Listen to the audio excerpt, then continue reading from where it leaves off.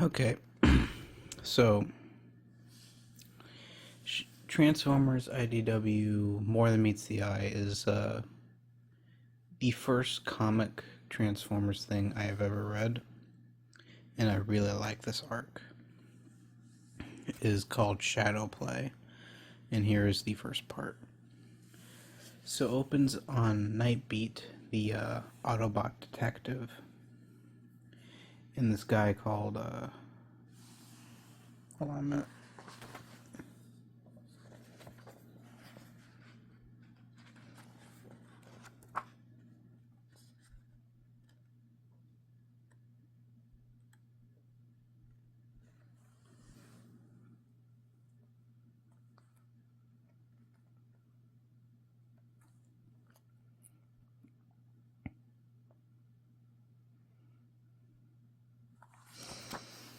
He's pretty much just like a brainy Autobot, like Perceptor, but he's a lot more generic robot design. And they're pretty much talking, and like the Nightbeat's showing him more violent news reports, and he's like, "Dude, why are you showing me this?" And they start talking about the Decepticons. So by this point, if you haven't seen the Chaos Theory summary I did, uh, Megatron has started the Decepticons, and they're pretty much more like a communist party type thing, like just a faction. Not big, not the empire that it was in like the movies or cartoons, but more or less just like the very beginning of it.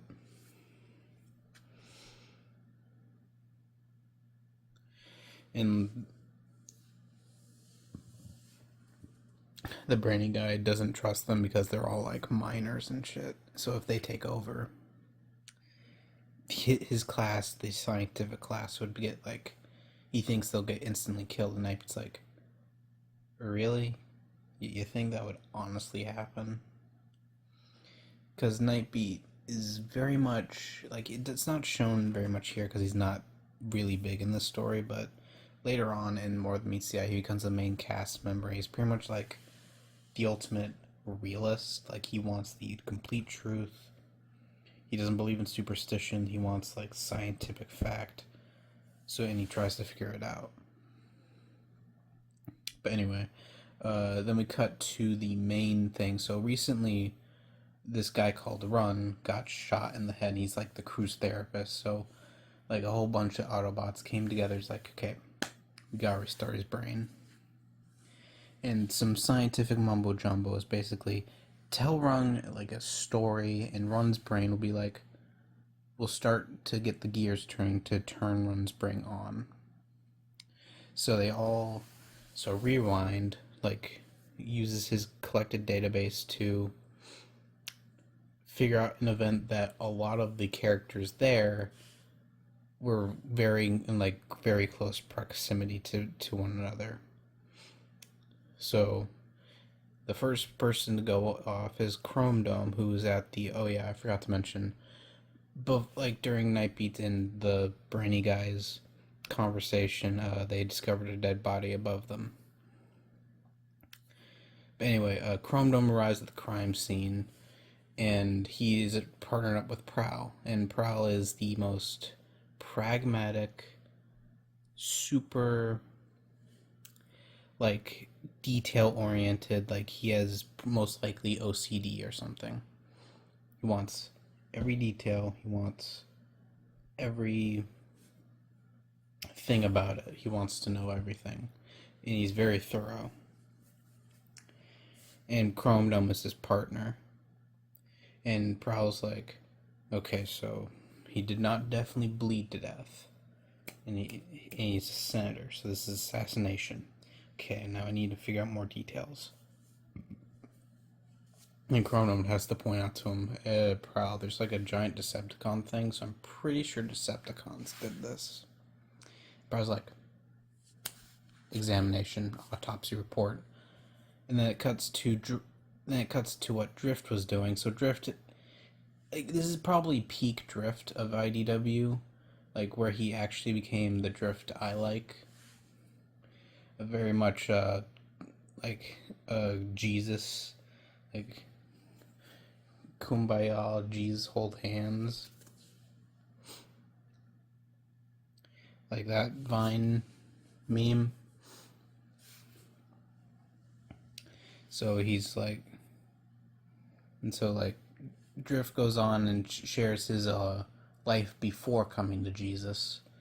Uh, he was very much a drug addicted addict, and right now, currently in the past, he's more or less on like very like mind altering drugs that make you look completely dumb and non responsive in the real world. And he's about to get the crap kicked out of him by a couple of people. And he's also currently overdosing too. I forgot to mention that part. But Orion Pax shows up, Super Cop from, the Chaos Theory section.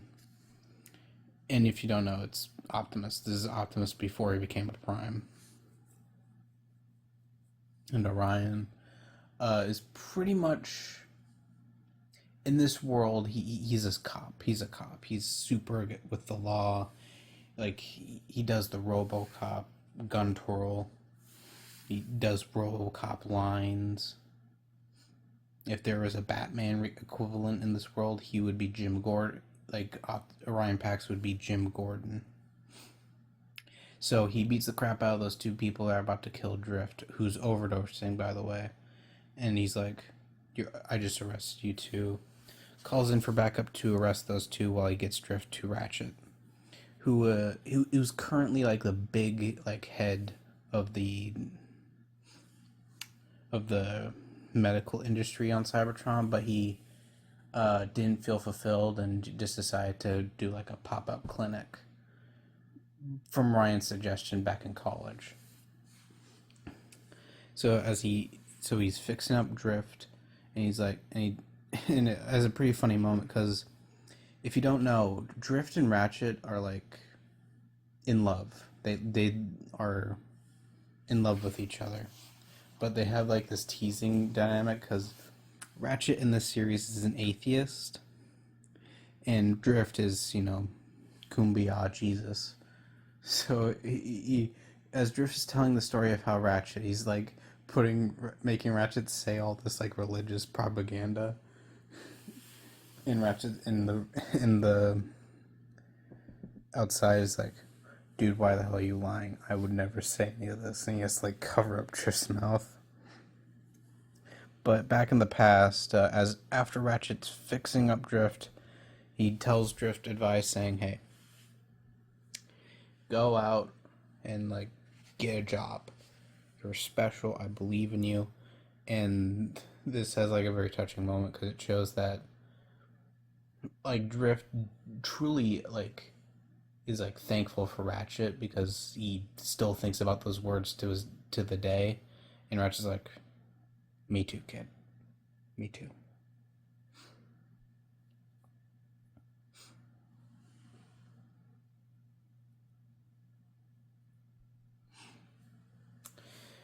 So Ratchet takes over and he's like trying to talk Drift out of his plans in the past, which was to just sell his body to some other thing. Because during this time, Cybertron was in the if you're born with this form, that's your life.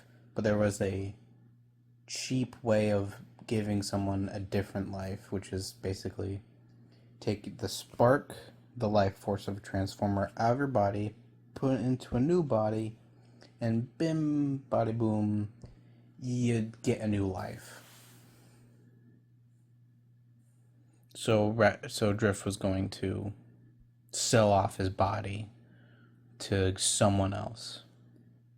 But then he joined the Decepticons and became not that.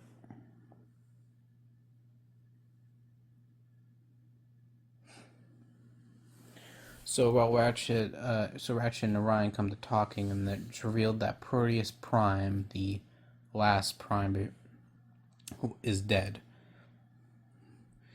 And Ratchet's like, and over the news it said, oh, he died from like rust poisoning in his fuel. And Ratchet's like, huh, I operated on him and he didn't have any problems with his fuel. And Ryan's like, Sentinel probably is lying and realize.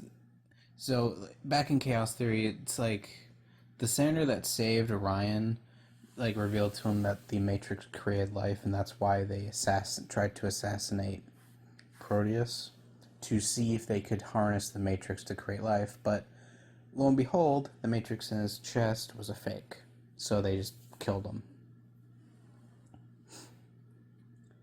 And so back with Chrome Dome and in the past, oh yeah, Drift left, by the way. He had to go check on and see what Ravenous was doing for something that isn't really about this story, and I don't think really comes up again. And if it does, I'll just wait till like the end of it to just go fully over it. And Chrome Dome and Prowl get a tip off of where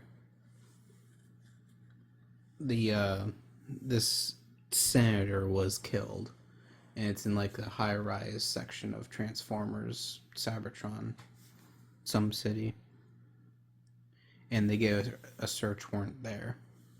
And then back with Ratchet's story, he and Orion are going to meet up with the senator that saved Orion, who kept in touch with Orion and is pretty much like his in. But it turns out this senator is currently on the wane of popularity in the Senate, and is because he's a good senator, like morally good, and isn't up with the corruption. So pretty much Ratchet's only there to be like their cover, like, I'm just a normal bystander, I'm totally normal, while Orion and the guys are just talking, and they're saying, yeah, like, totally, this guy was assassinated. And reveal that Megatron's like off planet now because they pretty much banished him from Cybertron. And that's in something part of like another part that leads to another reason why Megatron fully went off the deep end. But that's not part of this story. It is a really good story, though. It is really good. And also really fucked up. But anyway, back with Chrome Dome's story, him and Prowl arrive, and then they see it. Then they get to talking about this thing called the Institute.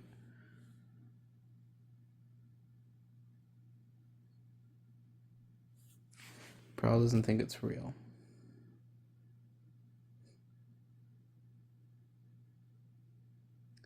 Well, Chrome Dome kind of is fascinated by the idea.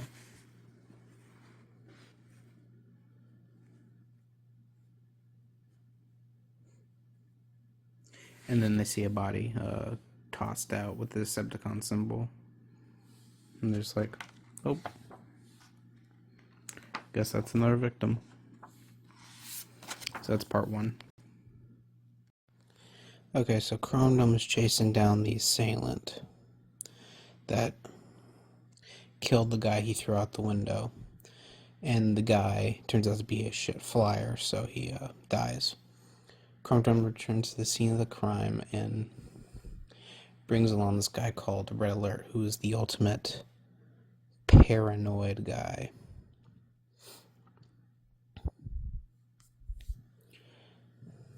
And reveals that the two senators were secretly Decepticons. And the two guys, because there is actually two, we'll get that in a minute, were sent to kill these two senators. And so the second guy, who is hidden, comes out of hiding and starts to go outside and shoot them from the sky. Then Orion Pack shows up and jumps on him.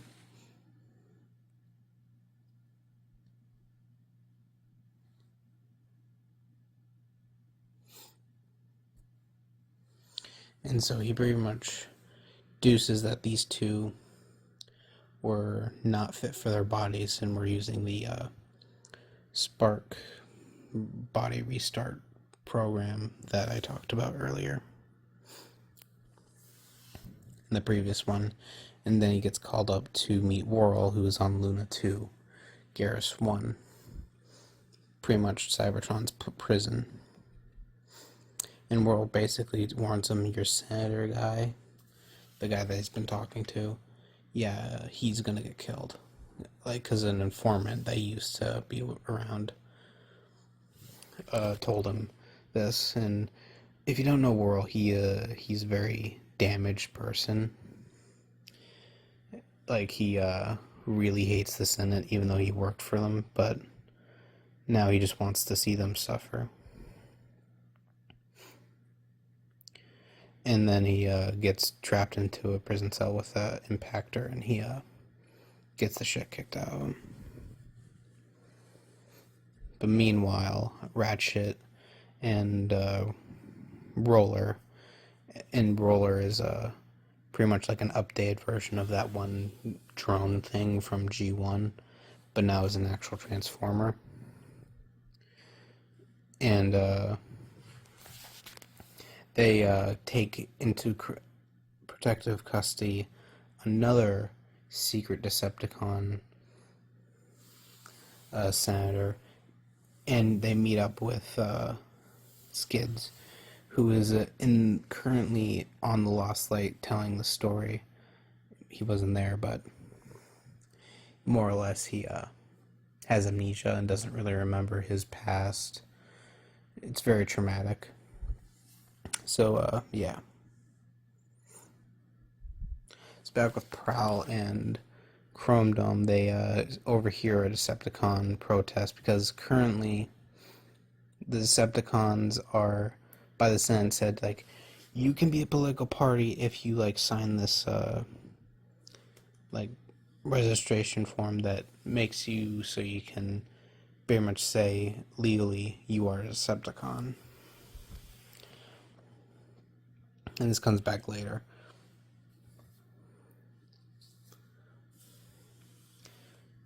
But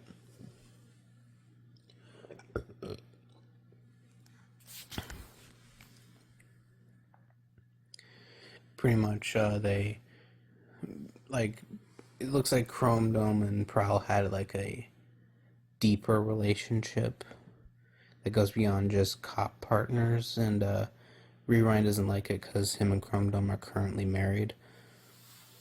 So they skip right to the clinic where the two assassins got their new forms from, and very quickly they discover it's actually the Institute that they talked about.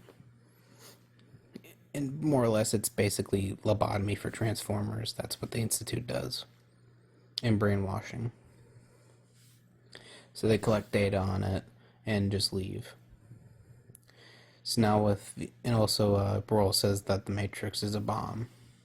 Well, there is a bomb, but still.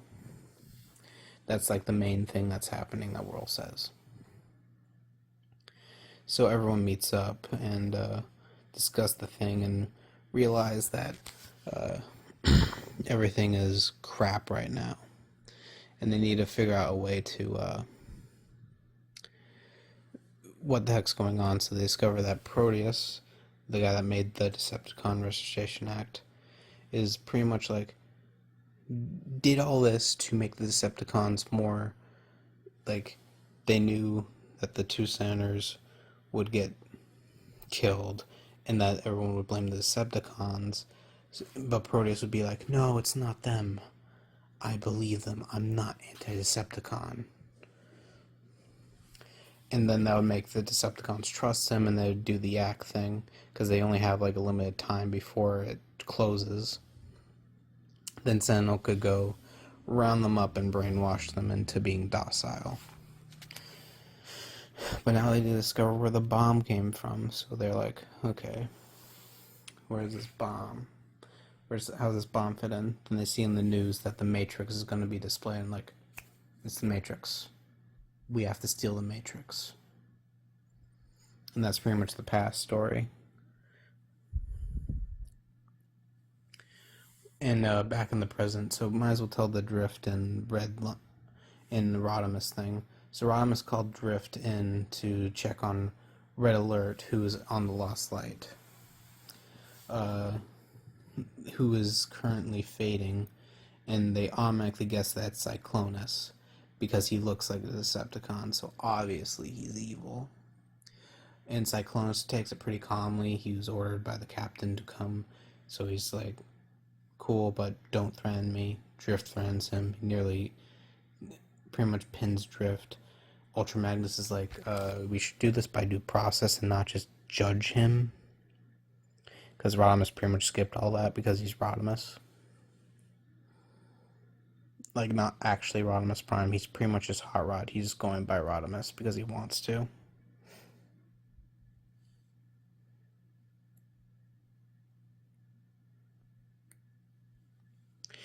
And then they get a call from a medical officer and who's like, so I discovered what did this to Red Alert, and it's not Cyclonus, and that's pretty much it for this issue. So there was more to that. Alright. Okay, so the conclusion. So Orion meets up with Prowl, who's about to leave, because Prowl is such a stickler for the rules that he doesn't want anything to do with it on a mere hunch that the Matrix is a bomb. So he leaves but tells Pax to keep Chrome Dome out of it. So Chrome Dome and Roller return from the academy with the senator friend of Pax's students who have special abilities. And in turn, the senator is pretty much keeping them safe from the Senate because they hate him because of the whole, class system. Because if a truck, a drill bot can have special abilities, then they have nothing to do with their alt modes, then they're special, and that goes against the grain. And so now what they need is a way to replicate the Matrix to replace it with the one that's the bomb inside the dead guy's chest. Luckily, Chrome Dome knows a guy called Iron Fist, who is pretty much the Autobot super fan of anything he finds interesting. And luckily, right now, he's interested in the Primus Vanguard, so of course he has a replica of the Matrix.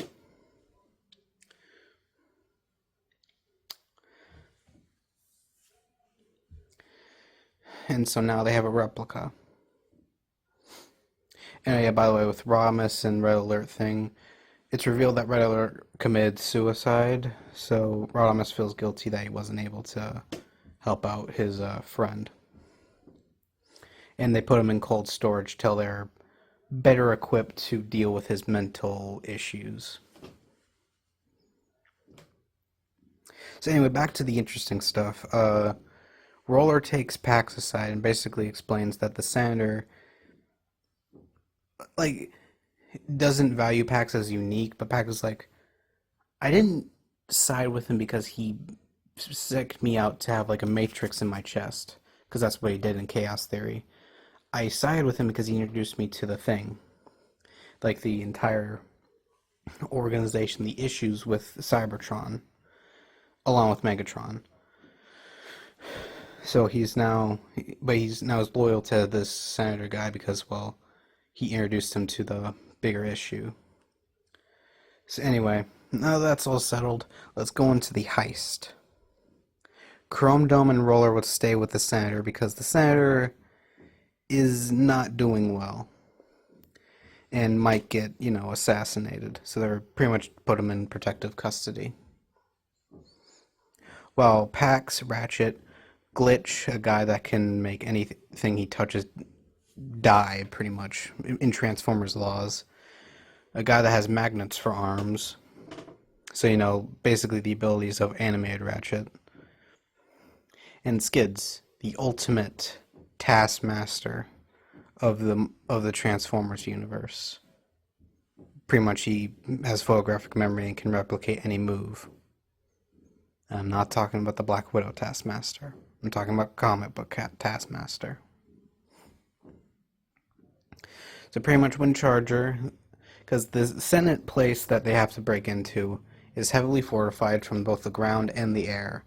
So they have to hack into the system, make sure that the security cams only see peaceful night instead of seeing like 5 robots on a floating platform coming in. And they have to be on that floating platform to escape the guards. And they also can't trip the alarm system, so that's why they brought Glitch, the guy that can kill things with his touch. So they do all that, and then Orion is like Mission Impossible down to the Matrix to take it out, but it's too refined. So they have to so Ratchet goes down there and does it himself. And meanwhile, Roller and Chrome Dome and the Senator guy are ambushed by, the Senate's Black Ops unit, who are here to capture the Senator. And Pax on his way back realizes, Roller hasn't contacted me. And goes off to see, and basically jumps off. I think, along with prow flipping tables in IDW, it should be Optimus jumps off buildings. Or I guess Orion, because I don't know if he did it as Optimus. But anyway. Orion arrives and tries to save the day, but then the bigger Transformer comes in and is like, alright. Pretty much the Black Ops unit's going to kill Roller if they don't hand him over the Senator. The Senator's like, you know what? No, I don't want this. Just remember me as I was. And they'll go into that later, and the reveal of who this guy is. And,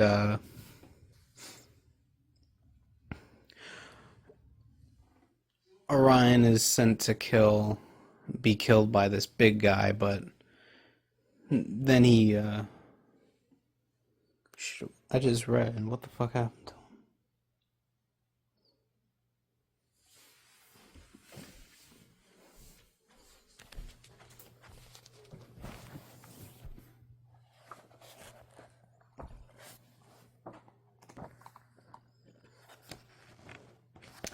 Oh yeah, he threw the Matrix bomb at him, because he still had that. And it killed him.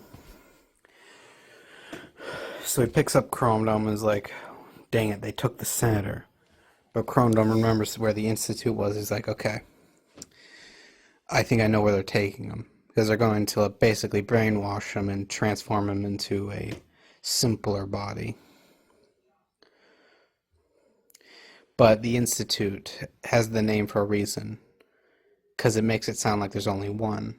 So they went to just one institute, and it was all pretty much offline because, well, it was discovered, so can't exactly use that one anymore. And pretty much the trail went cold, and they don't know where the Senator is. Then Orion meets this guy called Zeta, who's eventually going to become Zeta Prime, who was a friend of the Senator guy. But back in the real world, in the future, they're trying, and they finish up the story, and they're like, okay. And then the alarm goes off, and it's like, oh crap, battle stations. Well, and Skids goes up to run, because that's who they were doing this all for. And there's a running joke that people keep saying that his name is different, like, his name is R-U-N-G, but people keep saying run with a W, ring, and run.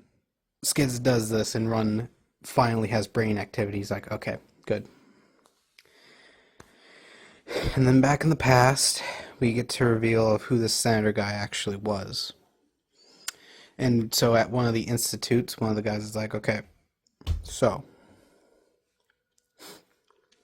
who is this guy? And more or less what they're doing to the Senator guy is they're inverting his brain pattern, and they're making him no longer give a shit about anything, pretty much making him emotionless. And then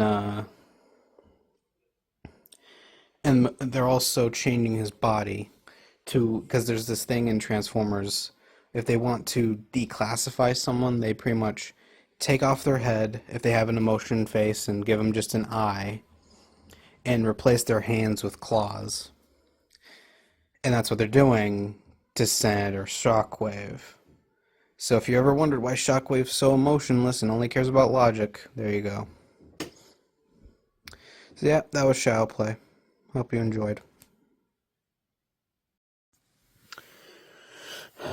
So, Megatron Origin is more or less. It's not really about Megatron as a character. I mean, he does go through slightly cryptic changes, but not enough to be like super in depth to what the character would become, because this is one of the first IDW stories that was published. And at this point, they still want Megatron to be normal Megatron, not redeemable Megatron. So yeah. But it does hint at a few future things that would be explored later in IDW. So it begins with the Senator going to this mining outpost on Cybertron. And he's basically like, okay guys, we're shutting the mine down for, cost procedure. We'll all get you new jobs. But since, well, this is literally the job they were made to do, the miners feel pretty cheated.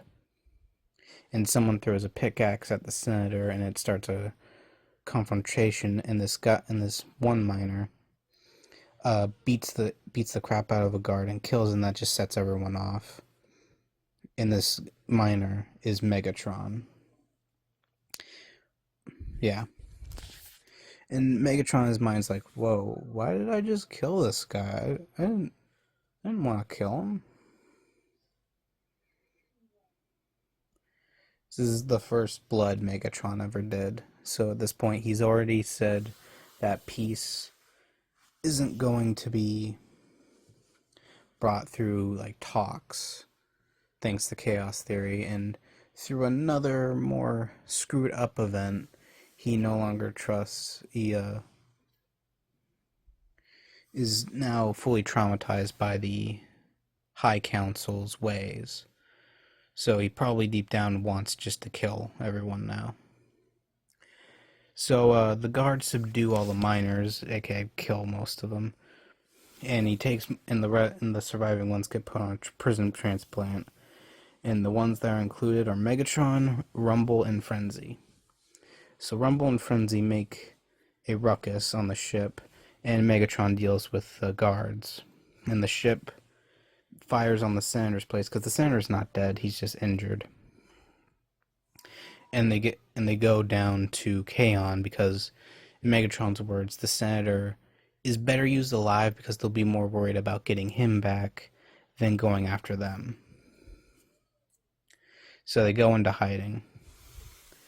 And Prowl, who I guess got boosted up after the Shadow Play series, more or less goes up to his boss, Sentinel Prime.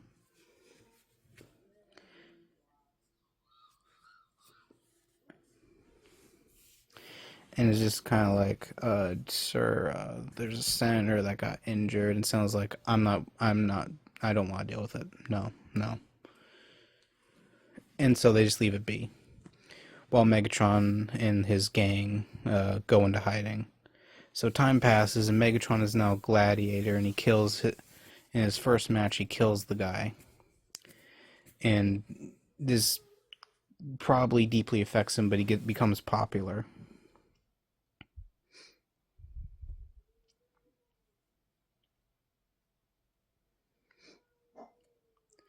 And this is like one of the few times you see like his eyes glowing to like both sides of the screen, and that's really cool. Just wanted to say it. So with a new senator named Ratbat, he goes to his like lackey, Soundwave, who reveals to him news, and he comes across news about the gladiatorial pits, and he's like, interesting.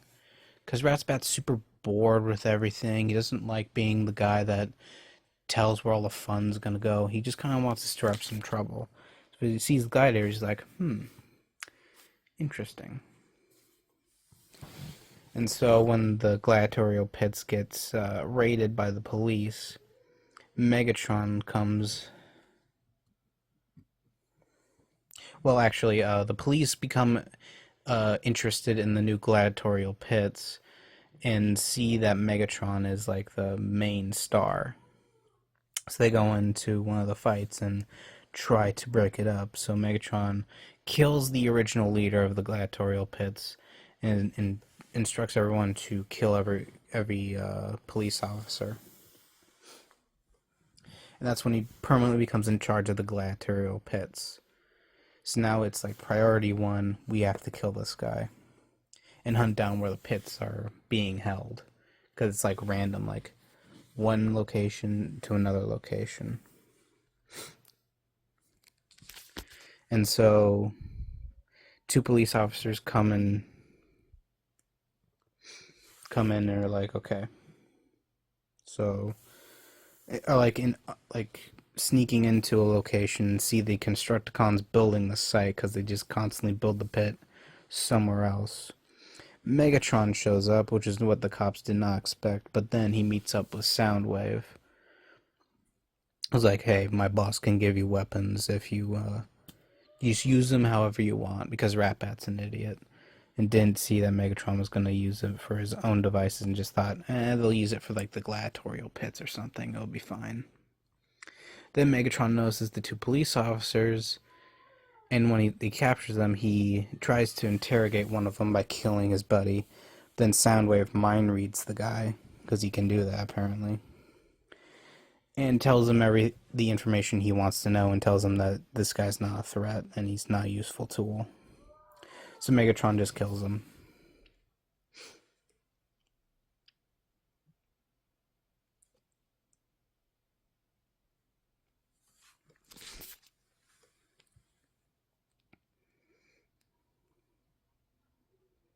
So while that's happening, the Decepticons are now fully, like, the Decepticon has the logo now, and they're like trying to build up forces. So Soundwave goes to a meeting point, and Megatron had recently gone to a fight where he lost his arm.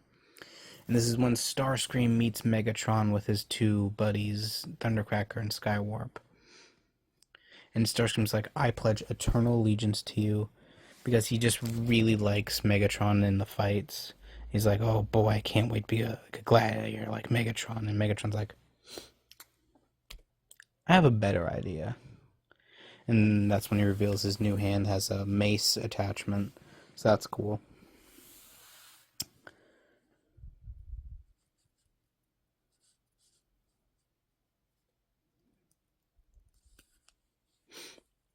So Starscream, Skywarp, and Thundercracker go out and to capture the senator that originally canceled Megatron's old mining facility. And they capture him and make a ruckus and reveal the Decepticon symbol and the Autobot symbol, even though the Autobots aren't a thing at this point.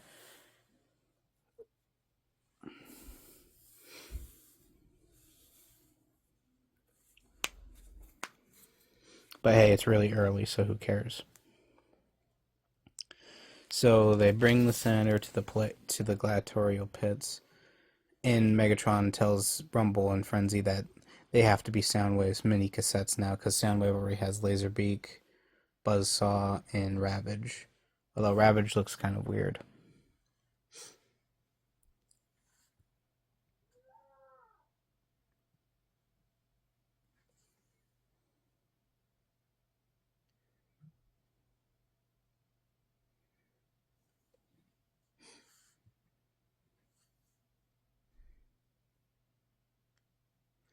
So Megatron's like, okay, brothers, we aren't a gladiatorial pit anymore.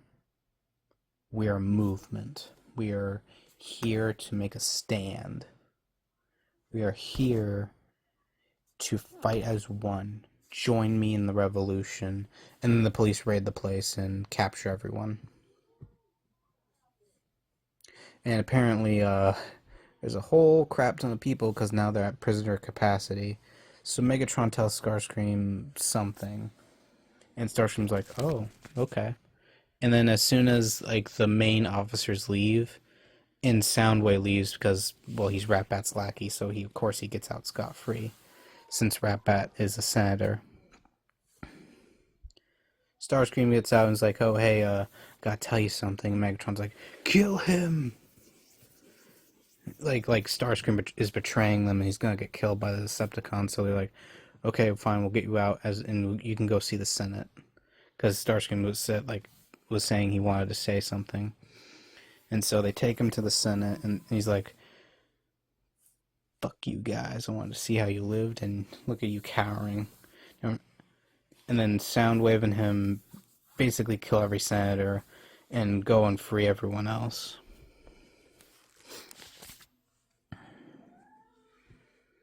And then now, pretty much Kaon is now fully under siege from the Decepticons, and Megatron gets his gun arm, by the way,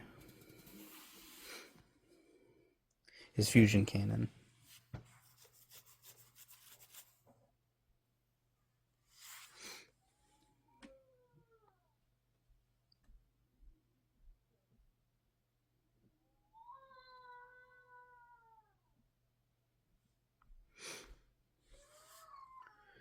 And so now all the Autobots police officers are just like, "Okay, guys, we need to bring Kaon in under control."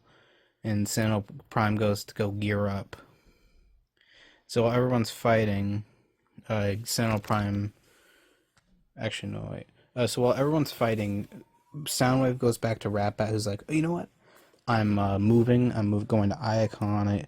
And it's like, need to reorganize myself. I need to, get everything back in motion. Because he's realized the Decepticons are going too far. He didn't want it to go that far, so he's like trying to move, get as far away as possible. But Soundwave shoots him because now he's the loyal Decepticon, and takes Ratbat to be a new mini cassette.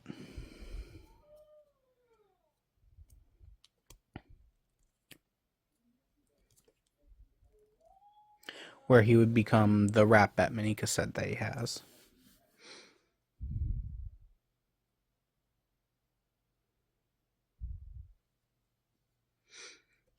And so while all that's happening,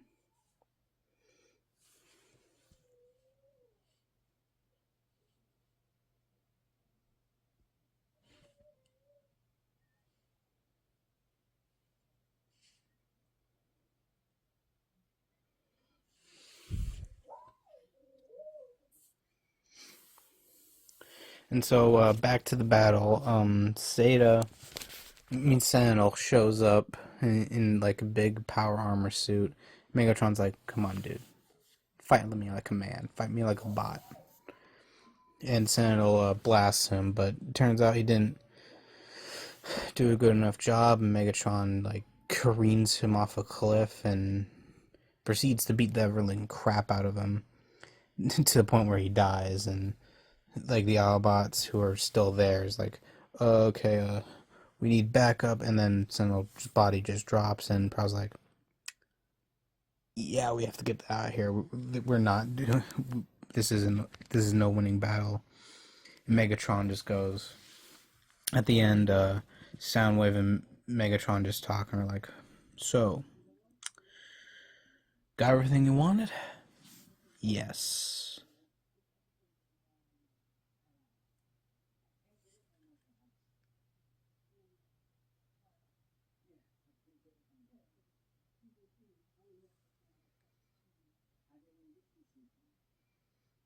What?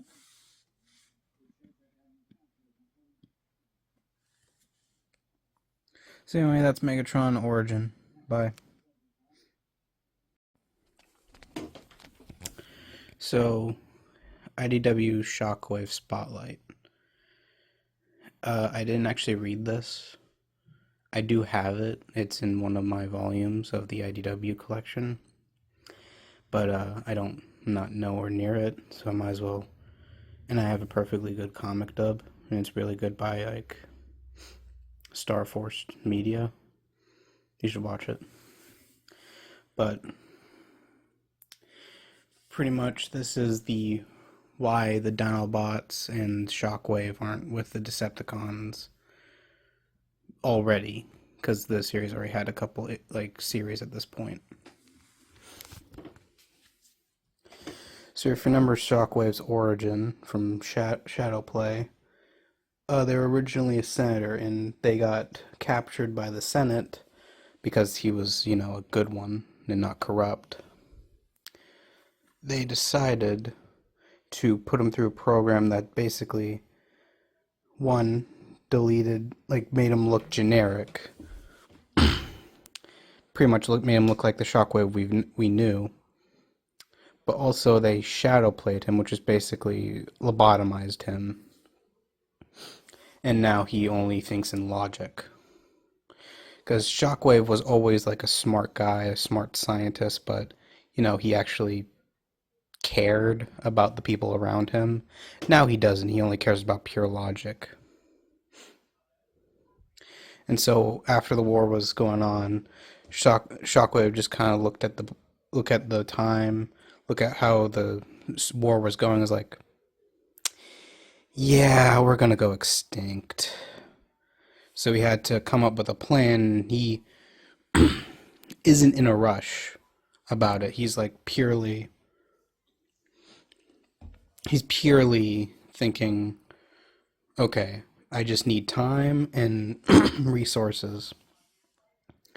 So he comes up with a plan to locate other planets with a certain geological field and just fire a bunch of like energon elements into that planet and just see them develop. And one of these planets is Earth. Because in the earlier parts of Phase 1 of IDW's series, Shockwave... the Autobots and Decepticons were really focused before like All Hail Megatron on this thing called Or-13, or... Yeah, I think it was Or-13 or something like that. And that was what Shockwave had made. So back then, Shockwave came to Earth, like near the end of the Ice Age, I think, and just began to develop more of the Or-13. But he underestimated the fact that people would be, pissed at him, like the Autobots. He didn't put that into his logic and didn't think about it. And that's what happens when the Dinobots show up and are like, what the hell is he doing down there? And so Grimlock is super pissed because Grimlock is Grimlock and wants to get down there and go kick his butt, but this runs on the Beast Wars rules that the planet has way too much raw energon, aka they would pretty much go into a coma if they actually went out in their own Cybertronian mode. So they had to think of a solution, which is beast modes, but Grimlock didn't want any of the puny beta normal animals at the Ice Age. But then they discovered the fossilized dinosaurs and was like, that's ours. So while all that's happening, Shockwave is finishing up his experiment and is kind of expecting that Megatron's going to court-martial him because, well, he did leave and didn't really say where he was going. So he just kind of expects that Megatron's going to think he betrayed him and send the DJD after him, Decepticon Justice Division, but they weren't created yet, so they call it something else. But what he didn't expect was 4 Dinobots showing up, and it takes him quite like a big butt kicking from the Dinobots to fully realize that they wanted revenge on him, and he's like, alright, time to shut off my brain for a bit, and proceeds to kick their butts. and like remove because the Dinobots had the skin thing. That's the thing that keeps the Aerogon from like affecting them.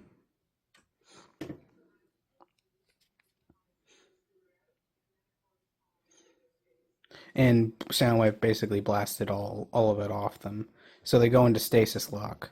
But Grimlock was actually using his head for a minute and actually programmed the ship when Shockwave was going to use it because they already blew up his ship in space to pretty much fire like and cause a volcano eruption to be pretty much as like a big if I'm going down I'm taking you with me move from Grimlock. And Shockwave was covered in lava and pretty much had to go into stasis in order to survive. Or he's actually awake, I don't really know. But in the future, humans do come across him and they're like, oh, cool. This is a cool find. And it's pretty much just a hand. But Megatron also asked Bludgeon to look into his Shockwave's experiments, which probably leads into a different story around that time. I haven't read every single issue. Mainly because physical books are hard and they're a lot easier to remember to go read. Just a lot easier. Anyway, that's Spotlight Shockwave. So I might as well go. Okay, so the Decepticon cause is just kind of like. You know that thing where it's that movement that you hear about and hear the motives of and are like, huh, that sounds like a pretty cool place to be. I kind of want to, you know, be part of that group because it sounds like it really fits what I believe in. But then you join it and realize that they're just that it's been corrupted beyond repair and is just kind of not, you know, a viable place and good place to be. That's pretty much the Decepticons and Transformers. They started out as a very seriously great idea and movement to try and get the Transformers out of the caste system. But after years of being at war with the Autobots, they kind of all turned evil. Now there are still some Decepticons that believe in the cause and are more after the actual thing and trying to get their side to win, but they're not the majority. They're not Megatron, they're not Starscream, they're not Shockwave, they're not like any of the big, besides Soundwave, Decepticons. They're usually more of the foot soldiers that have a name.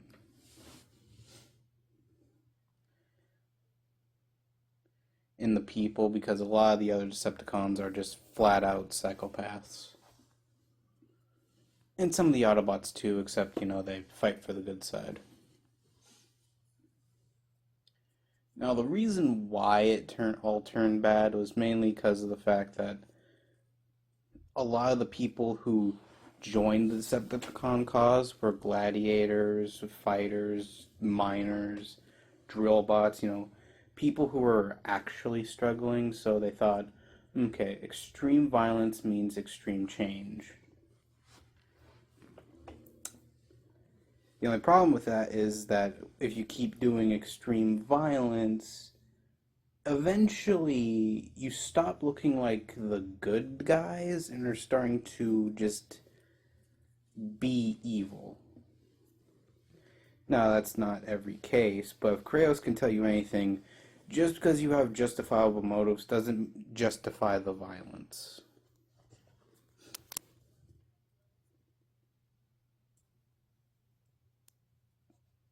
And that's why some Decepticons eventually left the side and are trying to redeem themselves by not being murderous psychopaths. Or stick by it and get progressively worse and worse and worse.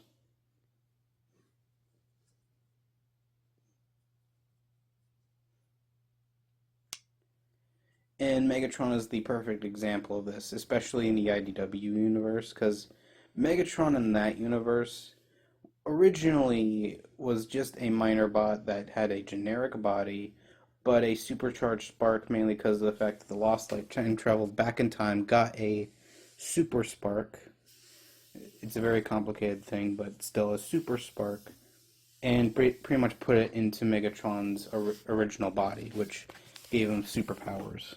It made him uber powerful. But he also had a brain who was like, who eventually came to the conclusion of, you know something? This sucks. I don't like being here. And decided to do something about it. It pretty much be a protester and start writing illegal materials. Pretty much poetry and plays and writings on how crappy the Senate and the caste system was for the Transformers. So the government didn't like that. They tried to lobotomize him. They had to cancel at the last minute. And then World beat the crap out of him, and he realized that being peaceful wasn't exactly a good option, and turned to more violent means.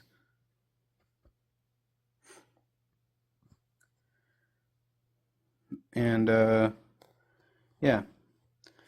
But over the course of the many centuries of war, the fact that Cybertron eventually became a barren wasteland, and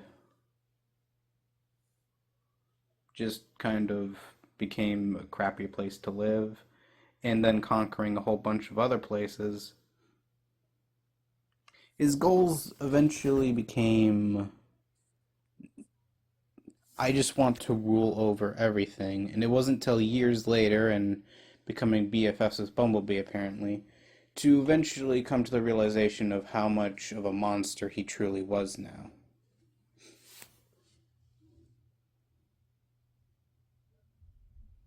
And so he saved the day during the Dark Cybertron event, and then eventually joined the Lost Light, where he got rid of his fusion cannon. And is truly dedicated to trying to be a better person.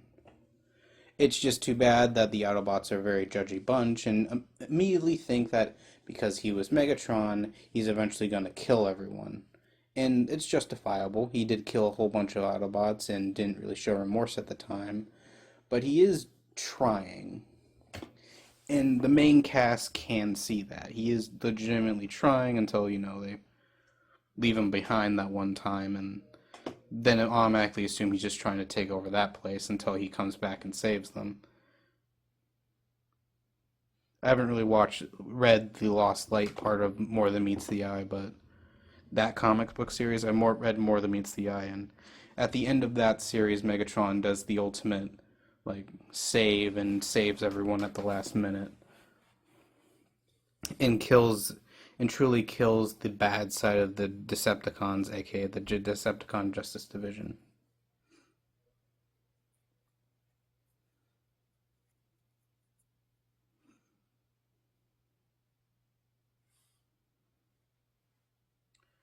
And when all that's going down, he pretty much truly redeems himself, and also apparently had an old friend who just kind of disappeared because the Grim Reaper kept a whole bunch of other Transformers alive for some reason. But yeah. But that's pretty much that's a truly deep Megatron. The other Megatrons are pretty much either psychopaths or elegant bullies, where they're smart enough to come off as their ideals are what they say they are, but really they're just believe that strength is all that matters. So yeah, that's my thoughts on the Decepticon cause, and I can't wait till Transformers 1. And to my thoughts on something I wanted to talk about before the new movie comes out. Well, I mean, before I go see it, which is Optimus and Megatron's relationship, because it seems to change throughout the decades. At first, they were just enemies, arch enemies that were just on the other side. One shall stand, one shall fall. No real history besides the fact that Megatron killed Orion Pax, who in turn got rebuilt into Optimus Prime and pretty much like styled over Megatron in their first real battle. But then Optimus got the Matrix of Leadership and became uber powerful and then died in the movie. And Megatron never came back and just became Galvatron forever in G1.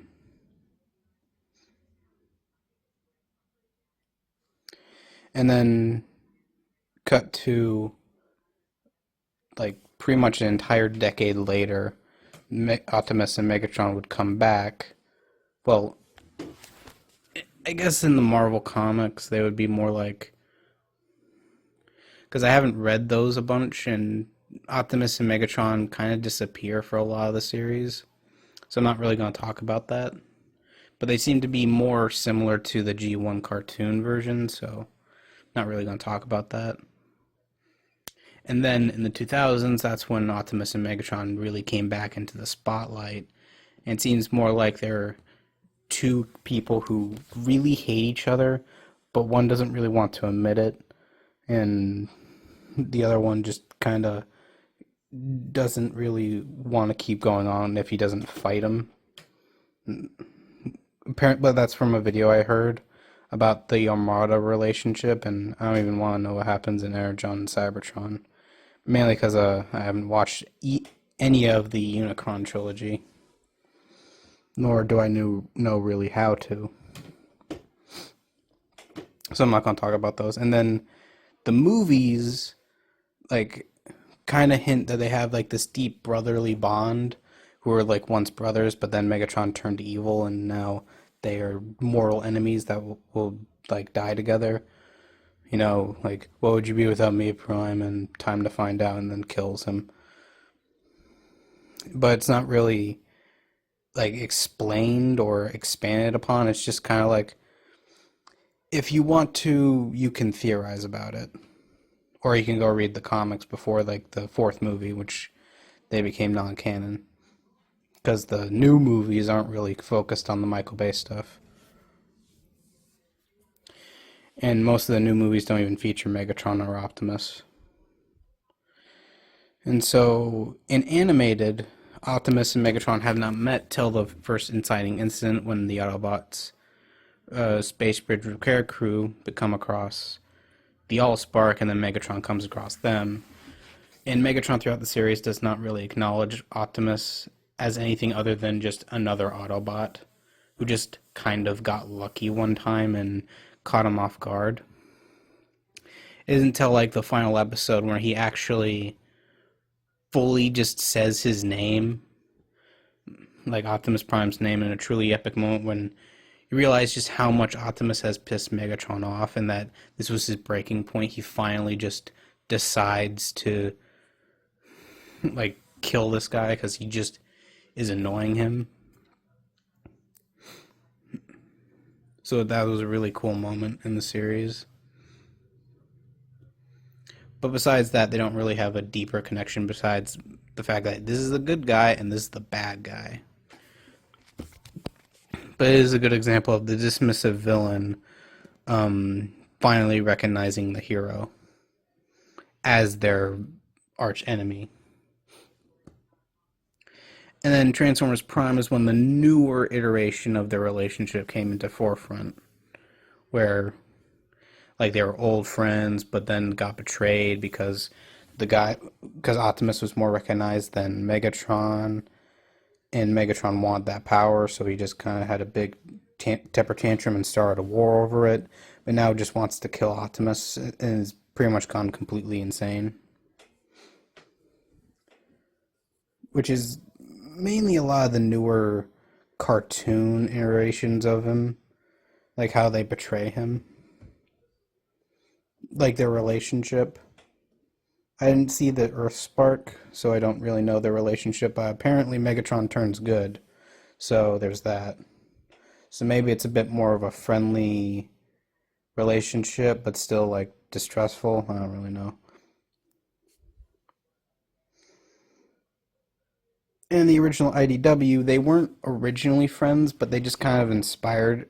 But Optimus was inspired by Megatron's thoughts on everything, and then decided that that would be his moral compass for the rest of the time when he realized just how corrupt the world was. But then Megatron got his butt kicked by Whirl and now goes completely insane. They don't really pass like Dark Cybertron. I don't think they ever interact again, where Megatron renounces Decepticonism and turns good. Seriously, go read more of the Meets the Eye. It's good. And Optimus, and apparently when they came back, Megatron was executed. So there's that.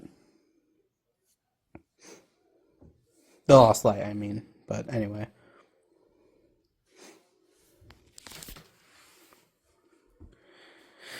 And in the next IDW continuity, I don't really know what they did. Kind of more like distant friends, but then they turned against each other. I don't really know. In Skybound, Megatron is dead currently, I guess. Well, Optimus is a bit more naive from what I've seen. It looks cool. Maybe I'll read it when I am able to actually figure out how to read it without, you know, just buying it and putting it on like a mobile phone app or whatever. But anyway, it was just kind of just wanted to talk about that. Anyway, bye. Oh, Transformers 1 is good.